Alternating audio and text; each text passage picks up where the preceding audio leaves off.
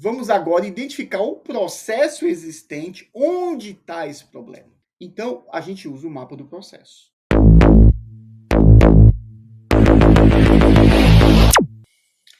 Bom, pessoal, vamos agora falar da primeira ferramenta que eu recomendo que você use para a gente começar a identificar as maiores, né, ou as principais variações de um processo, tá? Que é justamente o mapa do processo. Então, aqui eu vou seguir aqui, junto com você um passo a passo e vou falar um pouco mais sobre o que é, tá? O mapa do processo, que eu acho que eu não cheguei a falar em nenhum momento ainda, ok? Legal. Bom, gente, vamos ler aqui o material. A melhor maneira de identificar todas as variações de um processo é através do entendimento de todas as principais atividades que ocorrem em ordem cronológica. Então, gente, basicamente o que?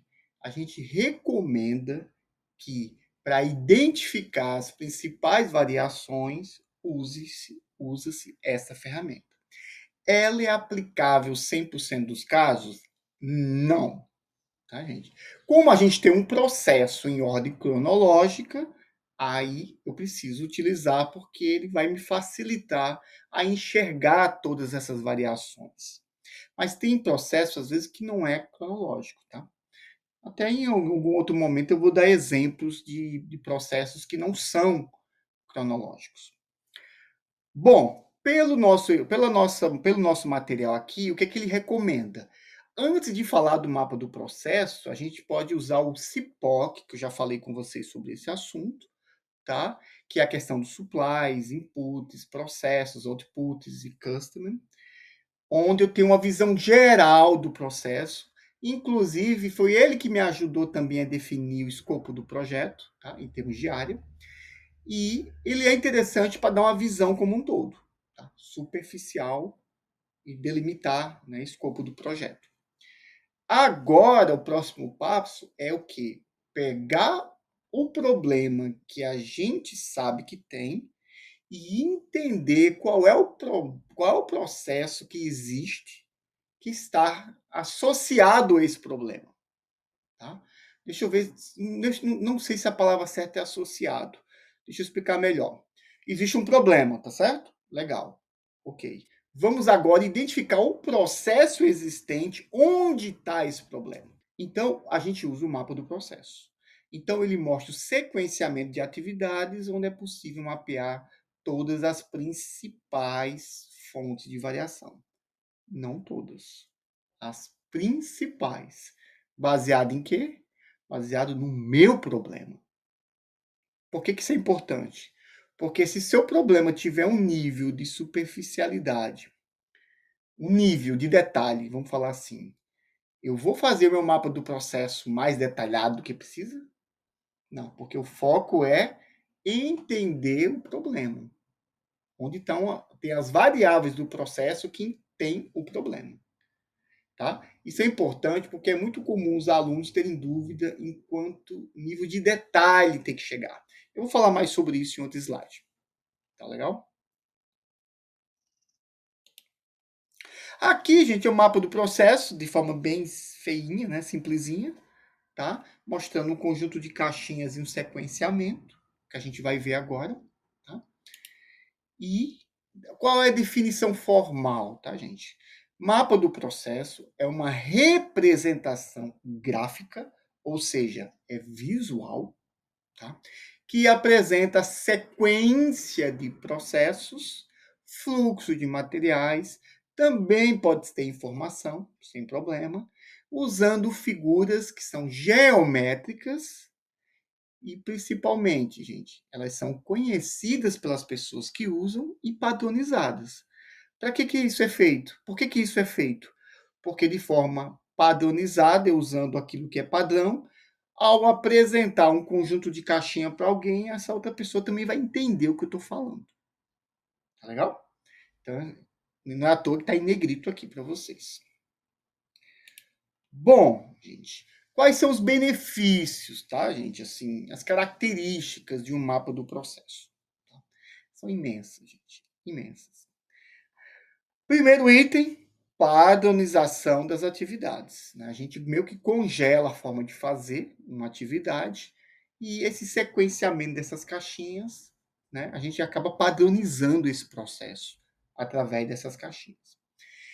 Permite esquematizar o processo de forma racional, clara e concisa, facilitando o entendimento para todos. Tá? É lógico, a gente consegue quebrar em pedaços. Então, a gente pode discutir sobre um processo imenso, mas a gente pode parar e discutir sobre aquela específica caixa, e aí a gente pode discutir ali com o time sem ter um impacto maior nas outras partes do processo. Tá bom? Reduz a dependência de presença do conhecedor, gente, do processo. O que acontece, gente? No passado, quando não tinha isso, imagina uma pessoa que conhecia. Tá, vamos usar um exemplo bem. Deixa eu voltar para o exemplo da padaria lá, com o cara que fabrica pão, certo? Imagina que você é o dono da padaria. E você e sua família. E você sabe fazer um pão como ninguém. Você sabe usar massa, farinha de trigo, sabe a temperatura, sabe o equipamento, os parâmetros do equipamento, sabe tudo. Cara, você tá na padaria e o pão sai perfeito. Quando você fica doente ou quando você falta, o que, que acontece com aquele pão, gente? Desmorona. Nunca é o mesmo. Por quê? Porque essa outra pessoa que está cuidando agora do pão, ela não está seguindo exatamente os mesmos passos que o dono da padaria seguia. Por quê? Porque não está padronizado. Por que não está padronizado? Por eles não acharem interessante padronizar e dá trabalho padronizar. E a gente está falando de uma pequena empresa, tá? É mais difícil visualizar esse valor de padronizar. Né? Então, gente, isso acontece muito, tá? Quando eu padronizo e coloco isso no papel, aquela pessoa que sabe fazer como ninguém, ela pode tirar férias, pode ficar doente, pode fazer o que ela quiser. Não ficar doente, né? Ela pode tirar férias. E aí outra pessoa ela vai seguir o manual e vai seguir rigorosamente o que está no manual e ela vai ter a capacidade de fazer um pão muito parecido com o outro colega. Tá, gente? Isso é importantíssimo, gente. Tem empresas que têm um nível de maturidade muito baixo. Eu já trabalhei em empresas assim, com um nível de maturidade de processo baixíssimo. E isso é exatamente o que acontece. O funcionário vai embora e leva todo o conhecimento. Tá? Inclusive, é muito comum, gente, pessoas mais antigas, no ponto de vista profissional, né, de idade, assim, elas tendo essa visão ainda, que não compartilhar tudo que sabe, porque elas podem ficar menos importantes. Isso é uma visão muito ultrapassada, gente. Muito, muito mesmo. Tá? Mas tem gente que ainda pensa isso hoje. Tá? Outro ponto. Facilita a análise e a interpretação, a interação dentro dos processos. Eu consigo entender claramente o que impacta o quê, se eu fizer corretamente o mapa do processo, claro. E serve como recurso de treinamento também, tá, gente? Tanto treinamento para novos colaboradores que entram, como também as pessoas que estão migrando de uma área para outra, certo? Como também aquele profissional que não usa muito aquele processo, ele tem que usar, ele vai ter que fazer, relembrar um pouco os conceitos, então ele pode usar. E quando não tem essa padronização, esse documento, gente, eles conversam com uma pessoa mais experiente que existe na empresa sobre aquele processo. Aí ele fala do jeito dele, e aí o outro começa a seguir do seu jeito, baseado na percepção que ele obteve do outro colega, e aí vira uma salada que você não tem ideia. Tá? Eu sei exatamente isso porque eu vivi na pele, gente. Eu ia fazer esse mapeamento de processo, gente, eu conversava com 3 pessoas e as 3 pessoas me davam informações diferentes. E muitas vezes conflitantes. Tá, gente? Isso é normal. Eu não digo que era normal, era comum. Tá? Não é normal uma coisa dessa acontecer. Tá bom? Vamos lá, gente. Vamos fazer um mapeamento de processo aqui. Vamos usar um exemplo, tá? Que fica mais prático para mim e para você. Para simplificar, vamos falar de uma fabricação de um automóvel agora. Eu falei como funciona a produção de um pellet de PVC. Agora eu vou falar de algo que talvez seja até mais interessante para você, né? Como fabrica um automóvel, certo? Se você é curioso, você já deve ter visto muitos vídeos no YouTube. Isso aqui é real também. Claro que é baseado em fatos reais, tá, gente? Eu nunca coloco algo não é oficial de alguma empresa aqui, porque eu não tenho direitos autorais para isso. Tá legal? Mas eu estou colocando aqui de forma. Desculpa, estou aqui colocando aqui de forma genérica como fabrica um automóvel. Tem variações? Obviamente que tem. Então, gente, vamos lá. Eu já defini que eu quero analisar um processo de fabricação de automóvel. Estou sendo audacioso, hein, gente? Eu estou querendo mapear uma fábrica inteira automotiva. Vamos lá, gente. Mas para efeito de exercício, acho que isso é muito bom. Segundo passo, definir o escopo. Foi o que eu falei, onde começa e onde termina. Tá? No nosso exemplo aqui vai ser recebimento da matéria-prima até a venda do automóvel. Tá legal? Mas lembre-se que esse escopo tem muito a ver com o problema que eu estou investigando. Tá? Se eu estou investigando um problema numa área específica, eu não tenho que fazer um mapeamento da planta inteira. Tá legal? Aqui é mais para efeito de entendimento e treinamento. Terceiro passo, entender o significado de cada representação gráfica. Tá? Aqui eu estou colocando os símbolos mais comuns que eu já vi nas empresas em geral. Pode ter variação na sua empresa? Pode. E aí o que você vai fazer? Você vai usar o padrão da sua empresa, não isso aqui. Tá legal? Tem empresa que não tem padrão nenhum. Aí você usa isso. Fica a seu critério. Tá? O ideal é que você use o que já existe, porque facilita a comunicação com as outras áreas. Esses são os principais caixinhas, gente, que a gente usa 99% do tempo. Tá? Para processos envolvendo melhoria, a gente não precisa usar muito mais do que isso. Pode usar? Pode. Tá? Mas depende muito da particularidade da empresa. Então, gente, basicamente, uma caixinha normal é a etapa do processo, um formato de um D é o sinal de espera, um círculo é checagem de qualidade, inspeção ou medição, um triângulo invertido é o lugar que se armazena, um losango, isso é meio que regra em todas as empresas, é uma questão de decisão, tomada de decisão. Uma seta é o sequenciamento, né, a relação entre uma etapa anterior e posterior. E essa seta um pouco maior seria a questão do transporte material. Tá? Isso tudo é apenas uma referência. Tá legal? Tem uma forma de fazer algo que seja padronizado. Tá, gente? E isso, gente, algumas empresas adotam, que é justamente, né, um dos exemplos é a modelagem BPM, que na verdade é BPMN, tá? Business Process Model Notation, que ele define exatamente o funcionamento de cada caixinha e de forma bem detalhada e bem mais complexa. Tá?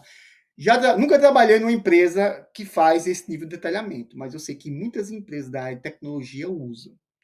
Tá legal? Pode ser que a sua empresa seja uma dessas. Então, tem como padronizar aquelas caixas? Tem. A mais comum no mundo, justamente, é a BPMN. Tá? Isso tem a ver mais com gestão por processos, tá? E gestão de processos, que é uma outra abordagem. Eu trato isso muito bem no treinamento de modelagem e validação de processos. Levantamento, modelagem e validação de processos. Mas isso é um treinamento à parte. Tá? Bom, gente, depois que eu definir a minha anotação, que provavelmente vai ser aquelas caixinhas simples, eu vou fazer o que agora? Percorrer o chão de fábrica e fazer o meu mapa macro. Tá? Isso aqui, gente, é o macro, tá? Da indústria automotiva. Tá legal? Você recebe a matéria-prima, depois você tem a fabricação da carroceria, pinta a carroceria, depois você monta toda a carroceria, depois que você monta, coloca motor, coloca suspensão, coloca tudo, coloca banco, você tem uma qualidade, uma inspeção final. É claro que teve centenas e centenas de inspeções intermediárias aqui, tá, gente? Se não tiver legal, você volta para a área de reparo. Se tiver ok, você vai para a área de armazenagem, fica lá esperando a transportadora, vendo o automóvel, enfim, tá? Isso aqui é um fluxo tradicional, tá legal? E aqui é um macro, tá, gente? Eu estou falando aqui de uma empresa inteira, de uma vez só. Mas eu posso dizer o seguinte: não, o meu problema é mais associado à área da pintura, tá? Então, eu estou mostrando aqui só o overall, para você ter uma ideia, mas a ideia é que a gente foque na pintura. Tudo bem? Vamos fazer a mesma coisa com a área da pintura, gente? O mapa do processo? Aqui está agora um macro processo da área da pintura. Tá? Isso aqui, gente, eu recebi de um fornecedor, tá? Ele é meio que padrão para todas as empresas. Tem diferenças? Como eu já disse, tem sim. Tem esses tanques aqui, gente, esse formato aqui, ó, de tanque, são tanques de verdade, tá, gente? Se você olhar no YouTube, você vai ver o carro sendo mergulhado assim, é uma coisa bem interessante. Fiz vários projetos de melhoria, inclusive na área da pintura, aí, em várias caixinhas dessas aí. Lembro claramente sobre os projetos que eu fiz. Aqui, gente, eu tenho um macro processo da pintura e pode ser que eu queira escolher um pouco mais, certo? Então, vamos supor que eu escolha, opa, o estágio de água ionizada, tá? DEEP, é um tanque, então tem água ionizada que o carro mergulha. Pode ser que eu defina esse escopo? Pode. Baseado em quê? No problema lá que eu tenho relacionado, tá, à área da pintura. Legal? Ok, podemos definir mais ainda agora essa questão? Podemos reduzir, detalhar mais ainda e verificar dentro dessa caixinha com mais detalhe? Podemos, tá? Só que eu não vou detalhar aqui agora, mas eu poderia pegar aquela caixinha e detalhar. Tudo bem? Legal. É isso que você deveria fazer se o problema fosse dentro daquela caixinha. E você vai detalhando até que nível, gente? Até você conseguir visualizar o processo que está associado com defeito, com problema que você quer melhorar. Tá certo? Cuidado para não entrar demais no deep, entendeu? No detalhe, e às vezes você passa direto e aí você entra no micro detalhe que não agrega valor nenhum. Já vi muito aluno fazendo isso, eu já fiz isso, tá? Então tem que ter uma questão de bom senso para saber se você está entrando muito no detalhe ou não do processo.